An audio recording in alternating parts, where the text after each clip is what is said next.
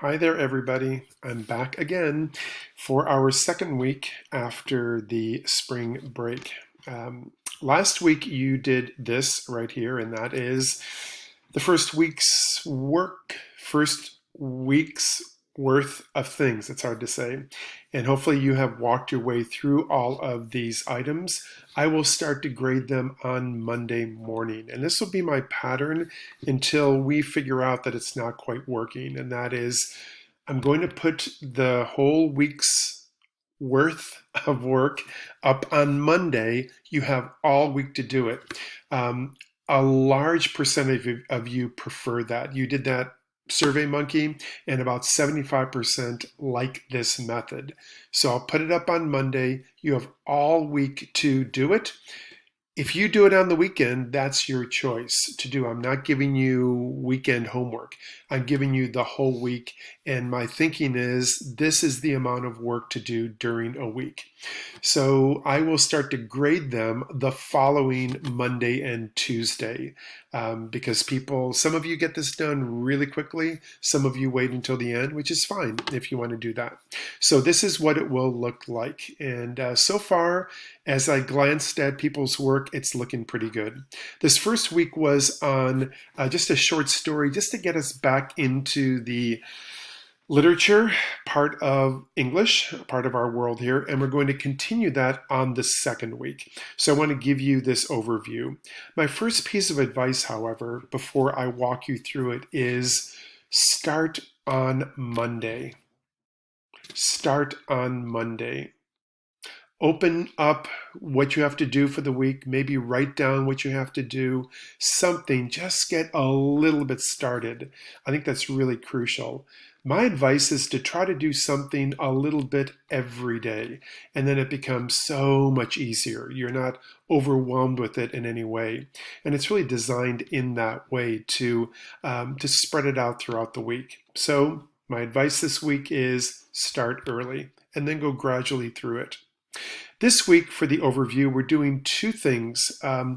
So we have 7 more weeks to go, and our curriculum says that we have to do certain things. And yes, I can water it down, but we're still aware of what you're supposed to learn at this point in your life. And it has to do with, one thing is to read one more book. And I had this completely planned before we all went our separate ways. But things obviously are different. So 2 things we're supposed to do. One is to read another book and to do something with poetry.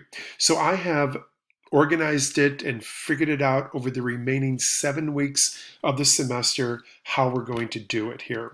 So we're going to do a little bit with poetry, and as you can see here, hopefully my cursor you can see, the first part of this week has to do with poetry, and I will make another one of these videos that walks you through that.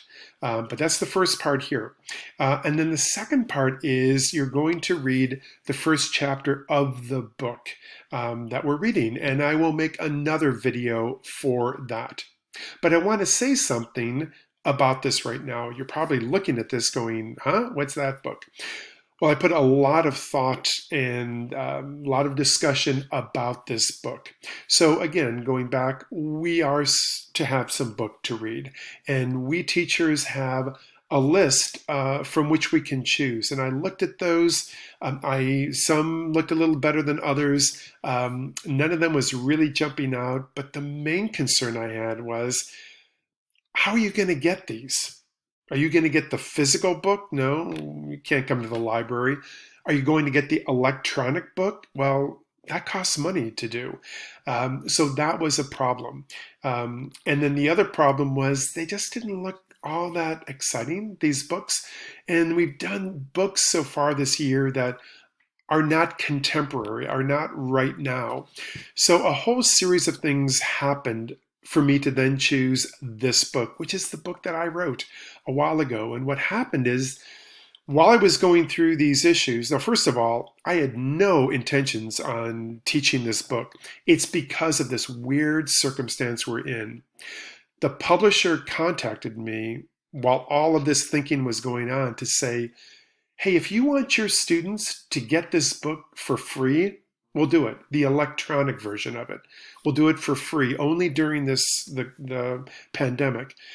So, well, that takes care of that huge problem. And secondly, I thought it's just an easier read, and it's 200 pages. It's not that long. It kind of clips along. So that was another benefit to it. And another is it's been taught in high school before. There was a school in Los Angeles about 3, 4 years ago. They chose it for their all school read. Everybody, freshmen, sophomore, junior, seniors, read it. So it's already passed the test of people your age. I also know of a couple of eighth grades that have taught it. So it's okay as far as the language and other things. It's probably PG 13. You're okay with it. So as all these things all came together, plus the way it's written really fits our curriculum and what I've been trying to teach you all year. So that all went into it. And then I thought it's just a little bit different. You know, I taught it, I'm sorry, I wrote it. So obviously you can ask me any questions about it. This is, again, nothing I had planned. I'm not making any money off this, not one penny. So that's not an issue with it. I just thought it's things just kind of came together to make it the choice. So we're going to give it a try. Going to spread that out over 6, 7 weeks. The same with poetry as well. Okay, so with all that said, here's what we're doing this week. I'm giving you the overview here. The first thing to tackle is the poetry. Next thing is to read the first chapter of the book. It's 17 pages, and I have a link there that will take you to the electronic version of it. And then a few other things beyond that. It's possible that I will set up a Zoom office hour. Some of you wrote to me saying that you like that and that I might be doing that. But for right now, this is what we have.